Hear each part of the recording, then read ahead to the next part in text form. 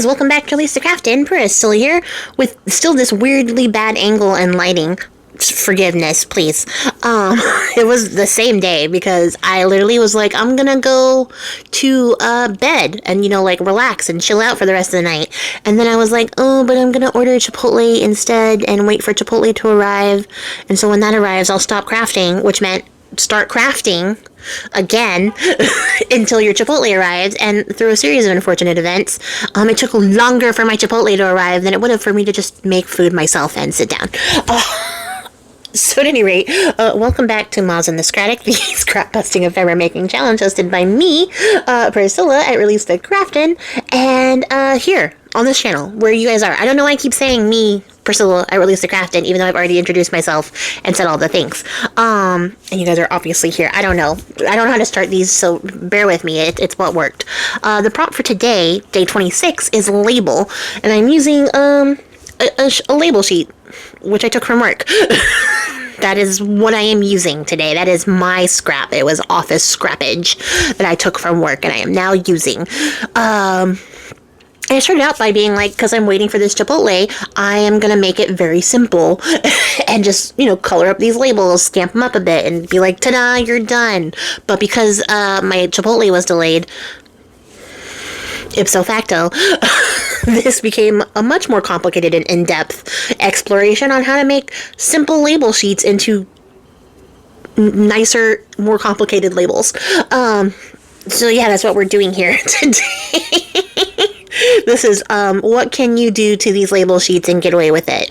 How many ways can you make a label less of a label as time goes on? That's this. This is this project entirely. So yeah, you guys saw I busted out my stamps and inks and stuff, and that's what I'm doing. I inked it up. I got it nice and grungy looking, because of course I wanted it to be grungy looking. And then I gave it like a nice little border with some of these edge stamps. And then now I'm going through, adding a background in a neutral brown colors, because it's going to fade to the background. I really want this to fade into the background. And as time goes on, you will see that ink will, in fact, retreat farther and farther into the background. I do so much to these. It's a little bit wild. I'm not going to say silly, because I really, really love how they came out. In fact, this is like up there in my tops favorite projects for this whole challenge, and I now want to go take more label sheets from work so that I can make more stuff like this, because I really like how these came out. But yeah, I'm doing a lot of stuff. I'm doing a lot of stuff here. You're gonna see some weird cuts. That's where I'm checking to see where my order is at. For whatever reason, I got a notification that, like, my dasher was on the way, and then they went to go pick up the food, and then it was like, something has happened, there's been an incident with your dasher, so they have to remake your order. And I was like, what? I've never seen this happen before. So I was like, did my dasher get in a crash? Did he drop my food? Like, what happened? But they gave me like a whole new dasher, and then we're like, we're remaking your food at no extra cost. And I was like, I would hope so, because why would I pay for something happening over there outside of my control and beyond my purview? But for whatever reason, it took forever for them to make the second bowl that I got. And you guys, I'm a vegetarian. Okay, so I don't eat meat, and that includes fish. I have to say it, because people always ask me about fish in the long run. But I just get a vegetarian bowl, and I don't even get the vegetarian bowl with the sofritas, because I can't eat soy. So it's just a bowl of vegetables.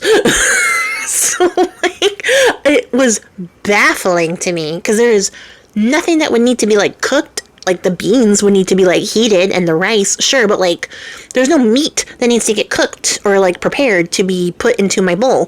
So I was like, what did they run out of that they had to make from scrap in order to make my bowl? I'm not mad about it. Like, it's just one of those things that, like, boggles the mind, because it's just a bowl of vegetables. But it took like another 20 minutes.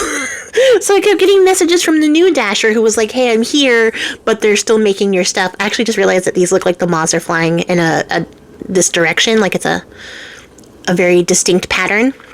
And it's very cool looking, and, like, honestly, I could have just left it like that and it would have been really cool. Maybe something to explore at a later point in time, but not today, because I'm gonna bust them all up. They're going to be labels. But yeah, so yeah, the poor Dasher was like, yeah, I'm just waiting for your order. They're still making it. And I was like, what do you mean they're still making it? And like, I know I've worked at a Subway, so I understand how these sort of restaurants work. But they prepare a lot of this stuff before the busy time, because it's the busy time, you know what I mean? And even like into the evening when they're closing, they still have stuff, you know, and if I'm just getting the vegetables, that's not the problem. You know, it's not something that you would expect or anticipate to run out at the end of the day. Not saying it's impossible. I've definitely been there when I worked at Subway where we were like, there's no more onions. Onions are out because nobody wants to cut them. Which is fair. Cutting onions sucks. But like, I was just really confused and baffled as to what was taking so long to make a bowl of vegetables and rice and beans. I will never know. It could have been anything. They could have been swamped. The kitchen could have been on fire. Like, who knows? I didn't call to ask because I don't care that much. All it just meant was that I had to spend more time crafting, and I did. I spent so much time making these labels to be so intricate. For what? For me. I did it for me. But yeah, so eventually I did finally get my bowl of food. And to their credit, because this Chipotle that DoorDash has been like connecting me with is not the same Chipotle I usually get my Chipotle from. But to their credit, like the one here is always hit or miss for me, because sometimes I will get like an absolutely massively packed full bowl of rice and vegetables and beans and stuff, which is delicious, and it's what I want. I get my money's worth out of this. And other times I'll get something that looks like they scraped the bottom of every pan and gave me like a fraction of a hair of food, and I'm like, hey, I know I don't need to eat like a whole bowl of Chipotle, but like I do kind of want to feel like my money went to the food, and I don't want to feel ripped off by the amount of food in this bowl, especially when I know like how it's supposed to look if you follow like all the scoop standards or whatever they got going on. And this is not the case. The lighting in this video is so bad. I'm so mad at it right now. I don't know what was happening, but it was just, I think, yeah, I had another light off. I think that's what it is. But whatever. Moving on. But yeah, sometimes they give me little scanty bowls that make me very upset that I spent the money on them.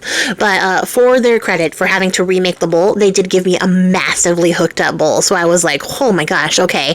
And I feel like they do that so that I don't complain about having to get the bowl remade. But I am dying to know in my heart of hearts what happened to the first one. I would like to just imagine that the Dasher dropped it and, you know, they had to be like, start over, do it again. But like the other part of me is like, what if something more serious happened? And then I'm here writing a true crime story over a Chipotle bowl. And yeah, that's what I did with my night. So what did you guys get into? Oh, my camera is moving. How fascinating. Who knows? Who knows what happened here? But yeah, so because, like I said, at this point, I still did not have my Chipotle bowl, I was like, I'm going to do tiny little collages. I'm going to cut out photos from those little tiny daguerreotypes and use those because at their regular size, they would not have fit. But if you just cut out the photo inside of the frame, they fit. So I was like, great.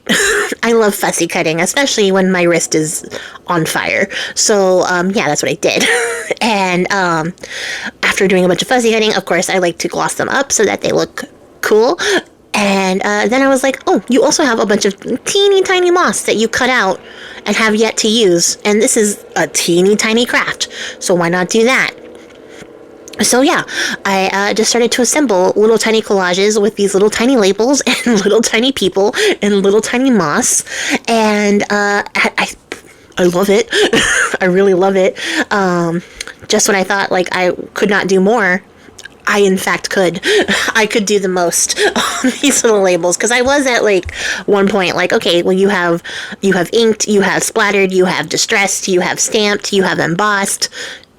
You're done. You've done the things. What else is there? And then it was like, but you haven't collaged. I mean, you've sort of done like a stamp collage, but you haven't done a collage. And I was like, okay, all right, I'm gonna go with you on this. It's weird though. It's a weird choice that you have made here. And yeah, it was weird, but it was also oddly very satisfying. I love working in small and miniature.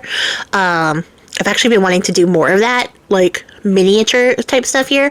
But I just, it's time, money, resources, that kind of thing, that prevents me from doing so. But also, like, nobody orders tiny books from me.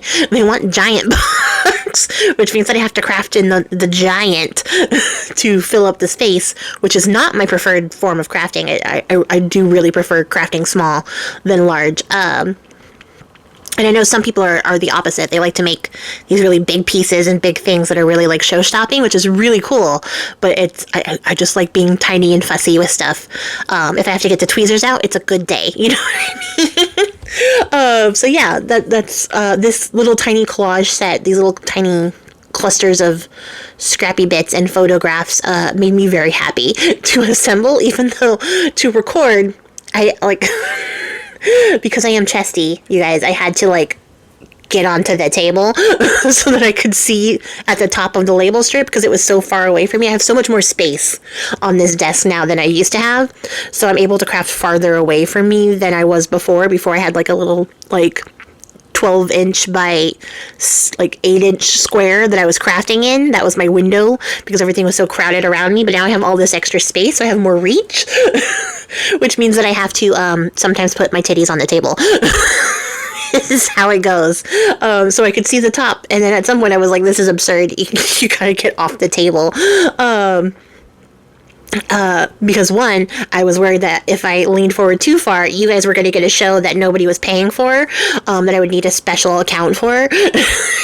And, like, two, I was like, you could just bring the label sheet closer to you. You could do that. You absolutely could. Because I am goofy at the best of times, goofy at the worst of times as well. It never stops. I am 100% goof. That's why I identify with the Goofy movie and see Goofy as a father figure from that movie, because I identify as a goof. So then I was like, okay, let me show you guys what a label looks like by putting it onto some paper and giving it more of a sturdy backing here, so it's a nice structural label, so you guys can get sort of a picture of what they look like individually, since they're all on this strip together. And then I was like, I like this so much, I'm just going to go ahead and do all of them at once, which I did off camera, because I figured you guys understood to stick the label on a piece of paper and back it.